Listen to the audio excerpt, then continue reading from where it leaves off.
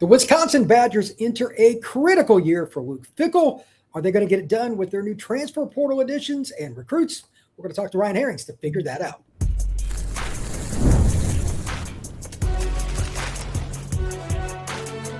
You are Locked On College Crossover, part of the Locked On Podcast Network. Your team every day. Back into this crossover of Locked On Badgers and Locked On the Portal. I am Brian Smith along with Badgers super fan, Ryan Herrings. Let's go. Locked On Badgers host. Good to see you, Ryan. You are one of the better guys in the industry, a true trooper based on what you've been through the last few seasons. Wisconsin had a great run for 20 or so years, but then it just kind of fell down and they're finally getting back up off the map. And today we're going to talk about some questions at the end. I'm going to put Ryan on the hot seat, kind of yes, no questions, maybe expand a little bit. How good is Wisconsin's roster? And overall to start, I think it's the best news for Wisconsin fan is subject number one. The quarterback depth chart has changed dramatically. And I think with recruiting and the portal, they have done well. So in your own words, Ryan, where do you think the depth chart is now at quarterback compared to any point you want to pick in the last three seasons? And it's deeper, more athletic. It's more expensive. Which matters, right? You know, like that's a big deal. It's night and day, Brian. It's night and day. And you look at this depth chart right now, and you remember where this team was last year down the stretch specifically, where you had Carter Smith winning games for them. Carter Smith won 2 games. He's 4th or 5th on the depth chart right now, right? So you have a guy that's started multiple games in the Big Ten, that has won a couple games in the Big Ten, that has been through some fires, and he's, I think, your 5th string quarterback. You know, I think it's going to go Colton Joseph, maybe Ryan Hopkins or Deuce Adams. They're kind of battling for the 2. Then Danny O'Neal's probably your 4, who started multiple games last year. He was your 2 last year. So it's deeper. It's longer. It's more athletic. I think the other really big thing, Brian, I mean, I'm curious what you think of this. Last year, every quarterback was different. You know, you had Billy Edwards, who was a, kind of a taller guy, kind of athletic. Then Danny O'Neal was his backup. Danny O'Neal was a shorter guy. He's a little different. And then his backup was Hunter Simmons, maybe, who couldn't move, but he's more of a pocket guy. Then you had Carter Smith. Every time they went to a new quarterback, Brian, they had to shift what they were calling. The game plan would literally change. And you imagine game planning for that in practice or repping it. Now every quarterback is athletic and can move, and they can do something kind of similar to what Jeff Grimes wants to do, the offensive coordinator. So I think that's a big part of this too. If you have different quarterbacks all the way down the roster, it generally doesn't work well if you have injuries. And no team has seen more injuries behind center than the Wisconsin Badgers. Literally 3 years in a row, starter got hurt. That's just not conducive to any kind of consistency anyway. And then as Ryan noted, they're different. Like you literally are running different stuff in practice. In the ones, you're getting like 98% of the reps if you're the starting quarterback anyway. So it's a hodgepodge from there. And that's why you basically saw the wing T offense for Wisconsin for part of last year. It was ridiculous. Carter became a battering ram, even though he was not a big guy. It's a terrible idea, but what else were they going to run? So, okay, they're in a better spot. I do want you to expand. Give me your thoughts on the freshman quarterback. He's from one of my favorite programs. He's from Notre Dame. Just if he ends up being the backup, the true backup, I don't care what they say in camp. I need to see him on the field for I believe anything from any coach. Do you think that's a good thing? And again, just give your overall take of him. That's a great question. I think people will wonder, is he the backup because you're trying to keep him happy a little bit, or is he the backup because he really earned it? But I think it's a good thing. Straight up, I think it's a good thing if he comes in, he earned that opportunity. He's been really good for a freshman. It's something I've talked about. BTN came through. Jake Butt talked about it, said, I haven't seen a Wisconsin quarterback make those throws in 10 years. And he wasn't talking about Colton Joseph. He was talking about Ryan Hopkins. I'll tell you, I think the really impressive thing, Brian, is Hopkins is a burner. I mean, he's like a 4.55 guy. He's a track kid. He can really run. And at practice, you wouldn't know it because he is in the pocket. He's trying to read the defense. He's layering throws. He's coming back across the field. And it got to the point where Jake Butt was like, I think he can move, right? I'm like, yeah, he can move. But it's rare when you see a young quarterback, not that first instinct isn't to break the pocket and go use his legs because he can use them, but he's a thrower first that can also move. It's an impressive kid for his age and his experience level. playing at Mater Dei in the greater Los Angeles area helps you. They are in the Trinity League, and it's 6 programs. St. John Bosco's in there, and Santa Margarita Catholic's in there. And just all of those schools send kids to SC, Cal, Arizona State, Washington, Notre Dame, Oregon, Wisconsin, across the country. So every week he had to prepare like a college game. And you could argue that in the last 40 years, the best high school program in the nation is Mater Dei, literally. So he knows what pressure is like. I think that helps him because his practices were 9 times out of 10 harder than the game on Friday night, which is insane. So I think that will also play into this, but I didn't know he was 4.55-ish. I knew he was pretty good just from watching his high school film. I remember going on Locked On Badgers and talking about him before, but that's a great sign. Let me take this a step further. Joseph has 1 more year of eligibility, correct? After this season? After this season, 1 more. That brings up a really, you already know where I'm going with this. How do you keep everybody? This is the same problem every program has. If he's as good as what we assume he is, are they going to be able to keep him? Because I don't care what you pay a kid, nobody wants to sit the bench. How do you handle that? Do you get him a package? Like, what would your approach be? Because I'm not sure there is a correct answer to this. Yeah, I think you're hitting on good stuff. Like, A, I don't know if there's a correct answer.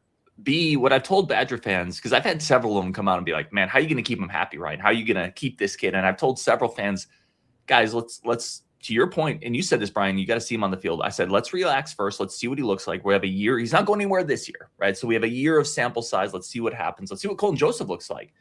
You know, at the end of this season, this could be a moot question. What if Colton Joseph goes out and he looks incredible? He looks like he did at Old Dominion. He puts up 1,000 rushing yards. Well, okay. What I've said to several people is we've gone from at Wisconsin, who can play quarterback, to I think we might have a couple guys. And this is a good thing. This is a good thing. You're not going to keep them all, but we actually might have options.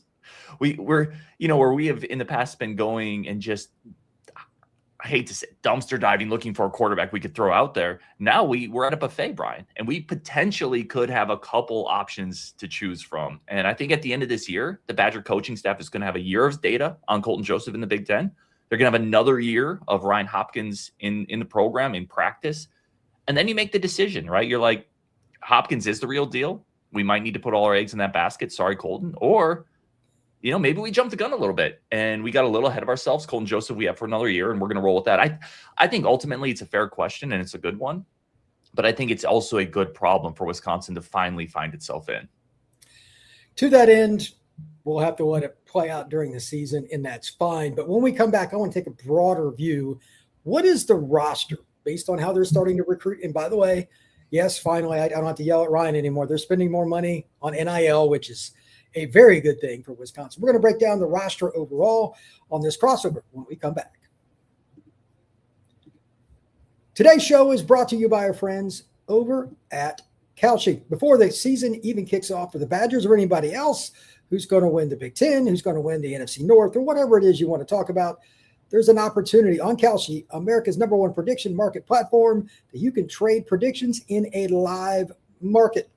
For me, I decided, you know what? I want to kind of check it out and see where Wisconsin is right now with their win totals. On Kalshi right now, 6+ wins is at 70%, 7 wins, 46%, 8 wins is only 33%.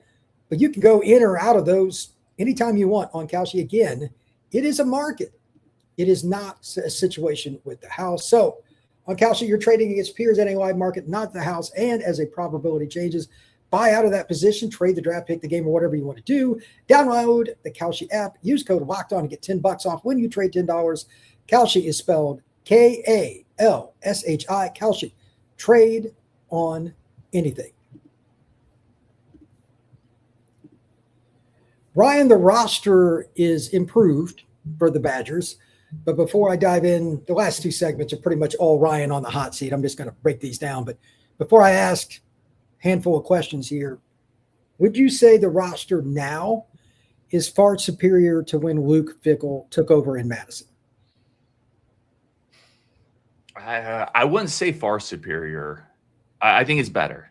Like if you go back and look at, and we can hit on specific spots, but I think the receiver room that Luke Fickell inherited was actually pretty good.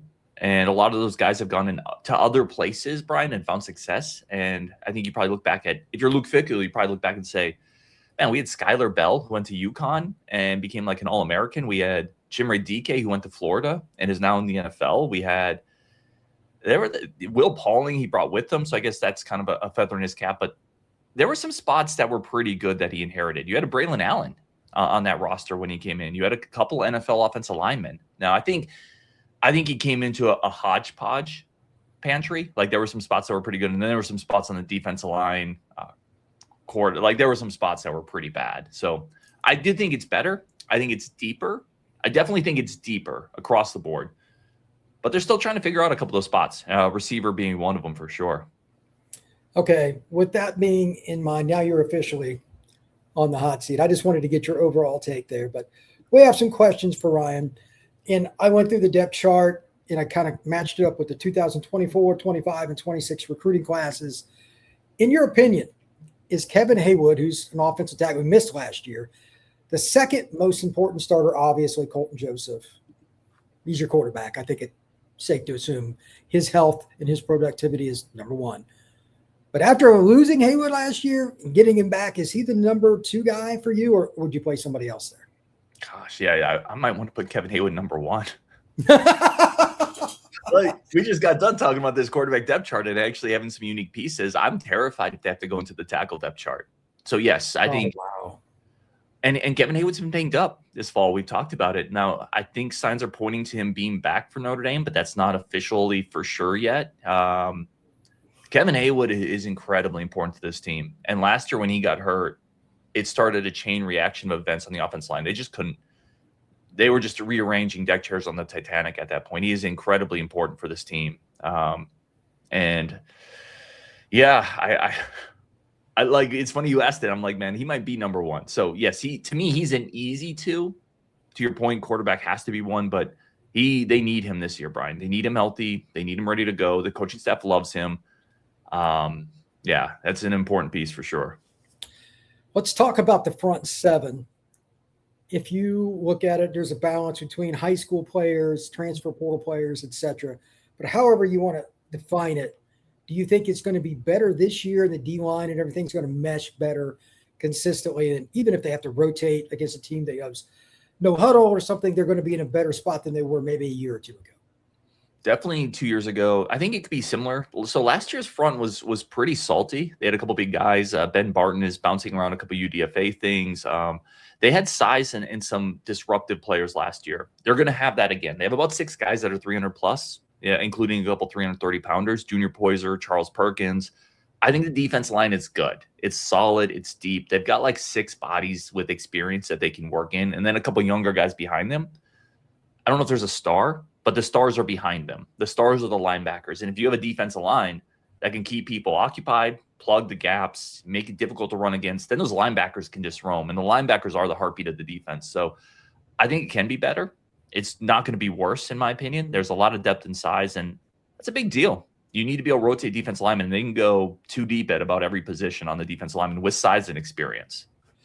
That's a really big deal. If you can keep, at least most of the time, the linemen from pushing those D linemen back and giving two quality. They started as freshmen and linebacker. Like those guys run around, they've got instincts and they don't scheme. They can be pretty good. All right, number 3, does Wisconsin have enough wide receiver speed and depth to win games like Notre Dame, at Penn State, USC, at Iowa, and Minnesota? Can they beat any of those teams based on, like, if it gets down to the end and they got to go 2-minute drill and throw it every down, are you going to have like the uh-oh moment in your head, or are you going to be excited about it? I'm worried. I'm worried about the receiver spot. When we get in that 2-minute drill, can we just run like a Texas route to the receiver, or like can we just get Colton Joseph on the edge? I'm worried about the receivers. I could be wrong. They brought in a lot of guys. You mentioned speed, and they got burners. They got Malachi Coleman, who's a burner, and Zion Kearney from Oklahoma, but they haven't shown it in college, right? So you have speed on paper, but it's not speed that's been proven. You talked about depth. They have a lot of bodies there, but it's a lot of bodies, Brian, right? There's nobody you can point to and say, that guy, I know for sure that guy can be a number 1 or number 2 receiver on the edge against good corners. It's a massive question mark for me. Now, I would ask you this. You have a Eugene Hilton Jr. coming back, who's a little bigger and faster, looked really good in the fall. You have a deep tight end room. I definitely think at the end of games, you could have some issues if you have to throw the ball. But I think Wisconsin's strategy is just to be a great running team, play kind of old school Wisconsin football, good defensively, run the ball. I think you can win some games against this schedule doing that. So I guess my answer is I think there's teams you can beat without having great receivers on this schedule. Who's the number one receiver if you had to guess right now? I think it's either Eugene Hilton. So this is a really good question. I'm seeing people throw their depth charts up now. Media availability for Wisconsin fall camp just ended, so everybody's kind of throwing their depth charts up. I think it's going to be Chris Brooks Jr. and Eugene Hilton are your starting boundary receivers. Chris Brooks Jr. has been in the program a long time, Brian. Great hands, good size. He's not a burner. I mean, he's probably a 4.65 guy. And it is what it is. Like, he's a good physical culture first player. Eugene Hilton Jr., a true sophomore, didn't do a lot last year. Now, is that his fault? When you look at that quarterback room last year in that offense, how many receivers are going to have a great season with that? But again, that's unproven, Brian.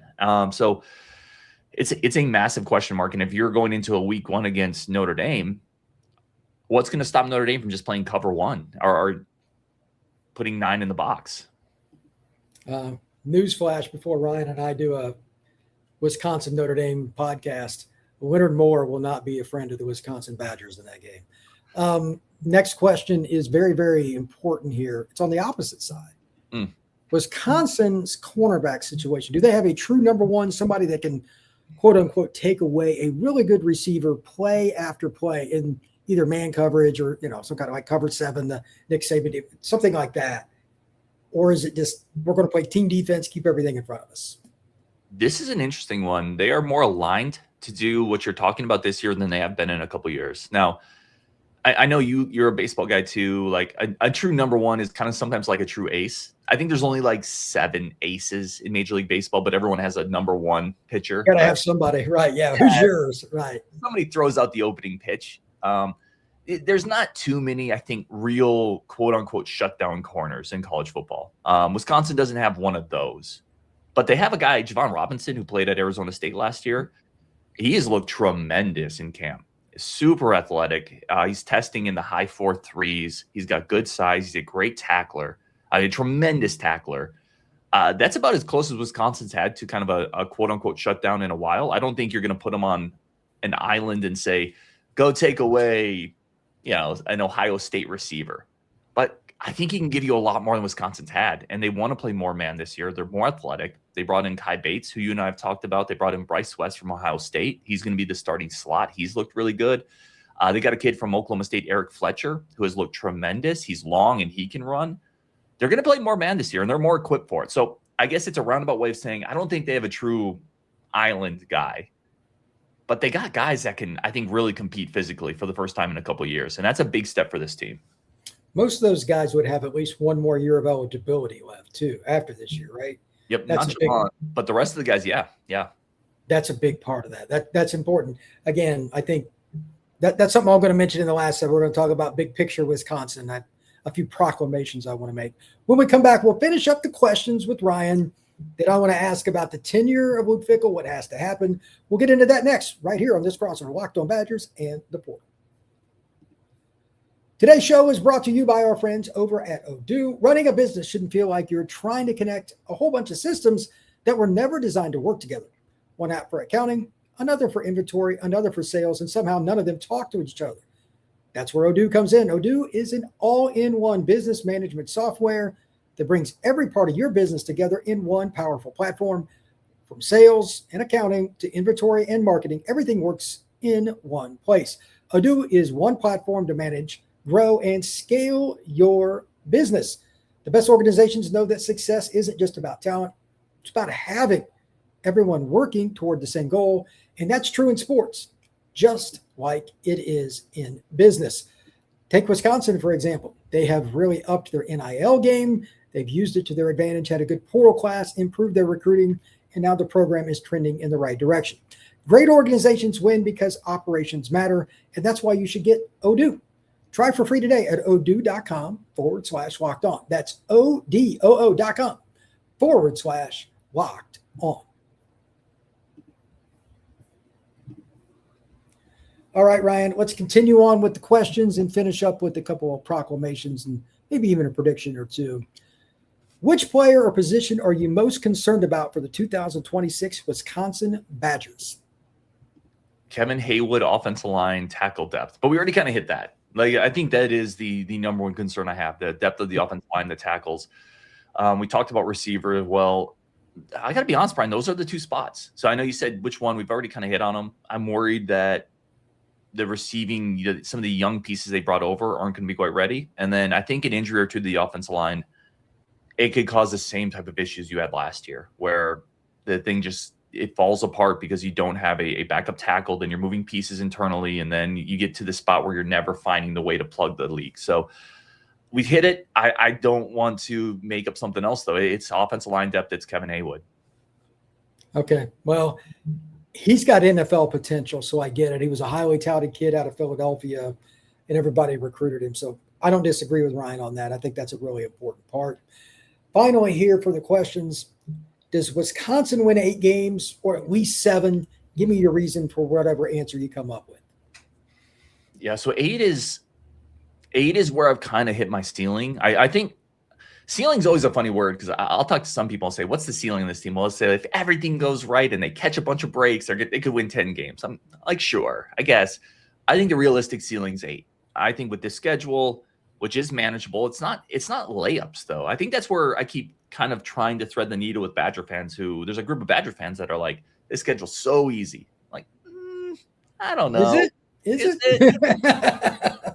It's compared to last year for sure, but man, you got Notre Dame out of conference. You have to go to Iowa. You have to take a cross-country trip to UCLA. You have Penn State on the road. You get USC coming in, and USC is good this year, Brian. I think people are sleeping on them a little bit, in my opinion. So I think 8-4 is a really good year. That's a great year, I think. And I think they can get there if the offense line stays healthy. I think the defense is going to be really good. You have to remember those two, you hit on it, the 2 freshman linebackers, they're sophomores this year, and they were incredible last season. They come back. The defense is more athletic. I think they're going to be able to run the ball. Abu Sama is going to be a big part of that. Colton Joseph is going to cause some issues with his athleticism. So that's the path to 8 wins. Play good defense, run the ball. Colton athletically just gives you something different.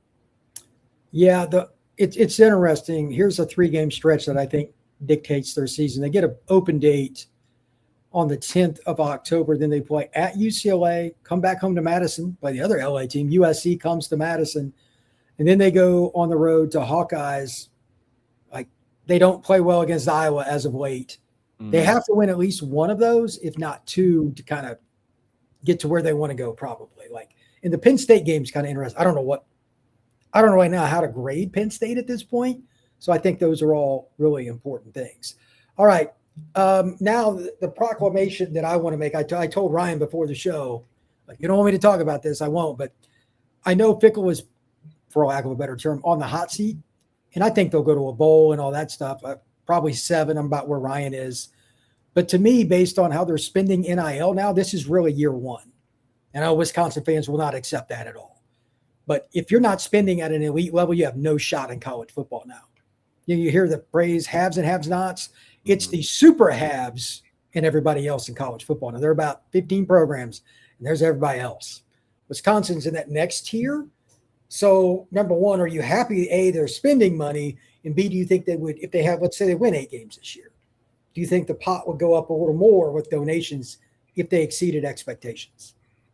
That's a good question. Let's start with the second question. Like, I don't know how much more a lot of schools can put into the pot. Like, how much more can you ask from certain people? You know, it's an interesting question.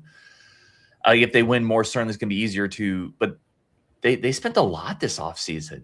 You know, I don't even think the number that's been put out there is fully accurate. I think it's been more than that. And they made a commitment to be kind of in the top third in the Big Ten. And I think they're there, Brian, from everything I've kind of heard from places. How much more can you squeeze from some people, right? Because it's like, should the goal be to keep, we're in the top third now. Great. We won 7-8 games. Should the goal be to be in the top 2 or 3 then? And Wisconsin can't do that. You know, like, you can't go back to these people and say, well, now we got to spend like Oregon or Ohio State or Michigan. It's just USC. It's just not going to happen. So I don't know if there's a ton more to squeeze.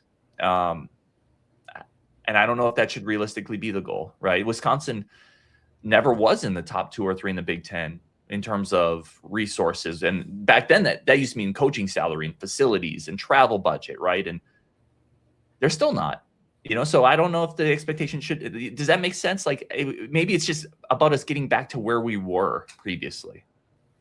I think that's a starting point, but for this is my experience, for the kind of money I'm talking about, you can't sell we're going to get back to where we were. That'll get a lot of people cussing you and hanging up the phone. That is my experience with rich people in life. A lot of times, quite honestly, they're not in the same realm as they can't comprehend. It's kind of like movie stars that get involved in politics. Like, you're not living this way. What are you doing? Yeah. Same deal. So I'm curious what they're going to do, because like you used the example of Oregon. By the way, Oregon, their key booster has owned and operated Nike from its inception. You can't really compete with that. I will grasp you. Texas Tech, they've got an oil baron as a former player that's supporting Cody Camp. Yeah. Like, these are, and he's got a management company. He's got all kinds of things. Okay, that's really nice. So how do you find the happy niche? This is the best that I can do. And it's ironic. Wisconsin kind of used to do this, and it's what Iowa has done pretty much throughout his tenure with Kirk there in Iowa City. Juniors, seniors, and fifth-year seniors. If you're not going to go out and overspend against Texas Tech, which you're not, you have to at least be extremely competitive by the market standard, not by Wisconsin standard, to keep players in Madison. Continuity will win you a lot of games. So in other words, let's say Colton Joseph has a really good year this year. His phone will ring 100%. If you lose him after he runs for 750 and throws for 2,500, how well is that going to sit with the other boosters that donated? Like, there's no win here. You're going to have to spend more to keep up, because the top quarterbacks are getting $4 and $5 million now a year. Oh, I don't know what they paid for Joseph, but if he has a year like that at the P4 level, no offense to Old Dominion, it's not the same, but it's going to rise. So do you think they would at least try, if they're going to spend a little more? I would assume that retention is the more likely path. Am I wrong on that? What do you think? No, I think you're dead on with that. And that fits. Like, I had the voice of Wisconsin on the other day, Matt LePay, and he said, the thing that hasn't really changed is still just kind of the culture of Wisconsin, the loyalty of Wisconsin. They would much prefer to spend to keep and develop, because I still think that's the path, right? I mean, Kirk Cignetti's kind of proved some of that as well. Kirk Cignetti is not spending what Texas Tech spends. Why are they so good? Well, it's some of what you said, right? Targeting the right type of players. Coaching and development still matter in college football. I think that's another thing that people don't talk about enough. It's like money. Well, yeah, gosh, that helps. But if you can't coach them up or develop them, how many SEC schools have got 100% return on their investment, right? Like, it matters. So if they can do a better job of coaching, developing, and retaining, to your point, I do think that is the preferred way for Wisconsin. I think that is the path towards getting more out of their money rather than just pouring more and more money into it. So I think it's well said. Last question. Do you think Wisconsin fans, for lack of a better phrase, collectively, everybody's got their opinion, will be okay with 7 wins if they don't beat one of the teams that I mentioned earlier? That, like, if they don't beat any of the teams that get in their crawl because they can't stand lose, if they don't win any of those games, how's that going to go?